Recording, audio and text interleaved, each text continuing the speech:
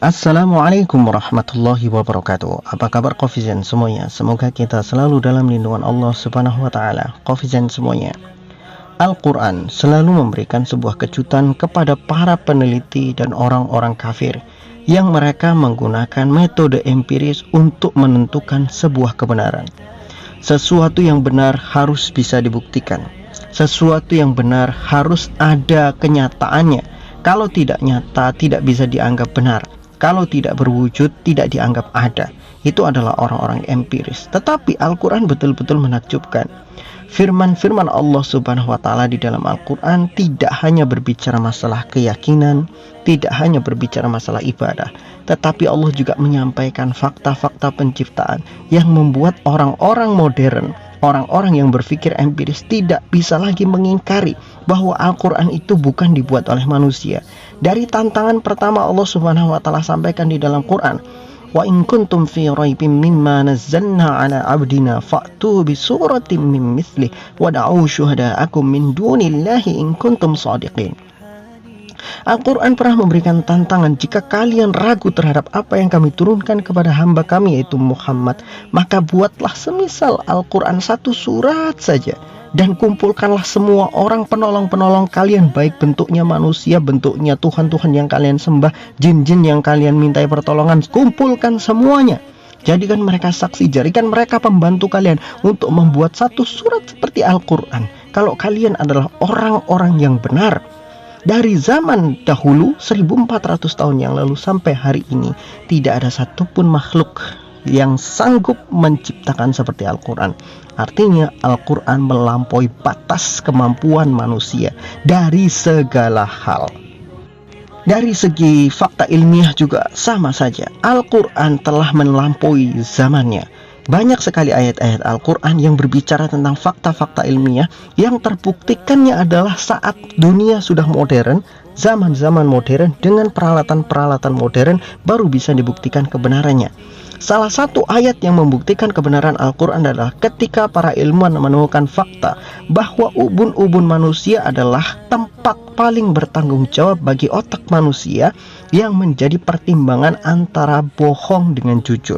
Jadi intinya kalau orang berbohong, di mana letak kebohongannya? Yaitu di ubun-ubun manusia.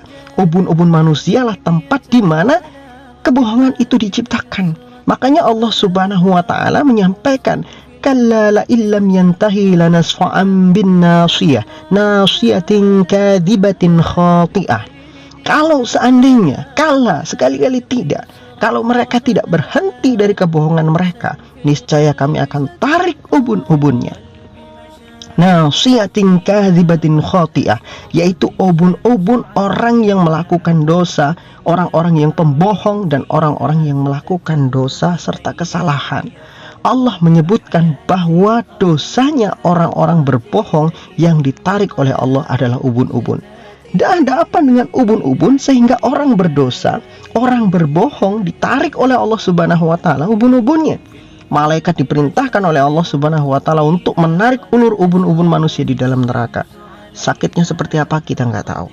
Yang jelas di dalam neraka sendiri sudah sakit, dan ubun-ubunnya itu dijadikan sebagai tempat penyiksaan karena mereka adalah orang yang berdusta. Lalu apa hubungannya dengan penemuan para ilmuwan?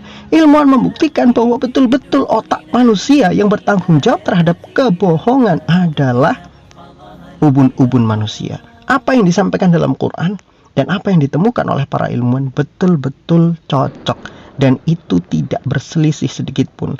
Artinya Allah subhanahu wa ta'ala memberikan pelajaran-pelajaran kepada orang kafir dengan firman-firmannya yang menyindir perilaku-perilaku orang kafir, tapi Allah benturkan juga dengan fakta ilmiah. Ayat itu seolah-olah berbicara tentang keyakinan, yaitu tentang neraka dan sisaan orang kafir.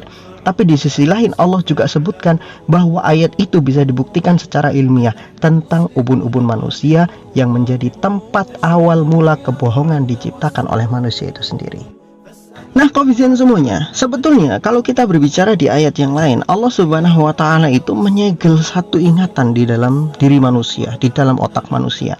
Yang ingatan itu tidak akan pernah dibuka kecuali manusia itu sudah mati, yaitu ingatan ketika Allah subhanahu wa ta'ala mengambil persaksian mengambil syahadat dari manusia sebelum manusia dikirimkan ke alam dunia dan dijadikan manusia, dikirimkan ke rahim ibunya, di mana Allah Subhanahu wa taala menyebutkan, wa id akhadha rabbuka min bani adama min zuhurihim dzurriyyatahum wa ashhadahum ala anfusihim alastu birabbikum qalu bala syahidna an taqulu yaumal qiyamati inna kunna an hadza ghafilin. Jadi Allah Subhanahu wa taala menyebutkan, dan ingatlah ketika Tuhanmu mengambil persaksian semua manusia, persaksian hamba-hambanya yaitu manusia dalam berupa ruh pada saat itu, sebelum manusia dikirimkan ke alam rahim. Allah Subhanahu wa taala sudah mengambil persaksian dari manusia. Allah tanyakan kepada mereka, alastu birabbikum, bukankah aku ini Tuhan kalian? Mereka berkata, qalu bala syahidna. Mereka mengatakan, wahai Tuhan kami, kami bersaksi bahwa Kau adalah Tuhan kami yang menciptakan kami. Antaqulu yaumal qiyamati inna kunna an hadza ghafilin. Kenapa Allah ambil persaksian itu? Supaya nanti pada hari kiamat kalian, yaitu manusia, tidak akan pernah mengatakan di hadapan Allah Subhanahu wa taala, wahai Tuhan kami, kami dulu di dunia lupa. Kenapa?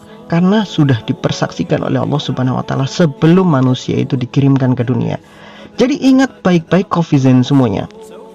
Dalam otak manusia ada ingatan yang disegel, dan segel itu akan dibuka ketika nanti manusia mati. Kenapa ingatan itu akan dibuka oleh Allah Subhanahu wa taala ketika kita mati? Karena dunia ini adalah ujian. Makanya banyak sekali orang bertanya pada diri mereka sendiri, kenapa mereka ada di dunia? Sebetulnya sudah dijelaskan di dalam Al-Quran. Penjelasan paling masuk akal yang ada di dalam Al-Quran, manusia di dunia ini adalah ujian. Manusia berada di dunia ini karena mereka sedang diuji oleh Tuhan. Siapa yang menyanggupi mereka diuji? Bukan Tuhan memaksa manusia supaya mereka lahir di dunia untuk diuji, tidak. Tapi itu semua adalah kesanggupan manusia sendiri untuk diuji.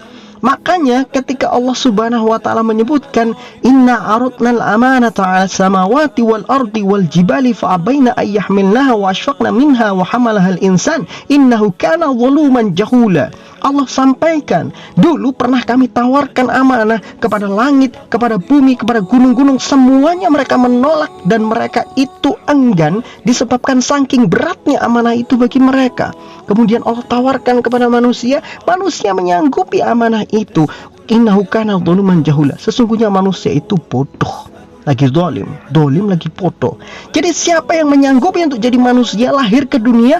Manusia itu sendiri. Allah hanya menawarkan, wahai manusia, kalau kamu mau lahir ke dunia, maka kami akan uji kamu. Kalau kamu berbuat baik, kamu akan diberikan pahala. Kalau kamu berbuat dosa, kamu akan diazab dengan azab yang sangat pedih di dalam neraka. Apa jawaban manusia? Kami sanggup, wahai Tuhan kami. Maka lahirlah kita di dunia. Kalau dulu kita nggak menyanggupinya, nggak akan pernah kita lahir di dunia, karena Allah nggak akan pernah memaksa.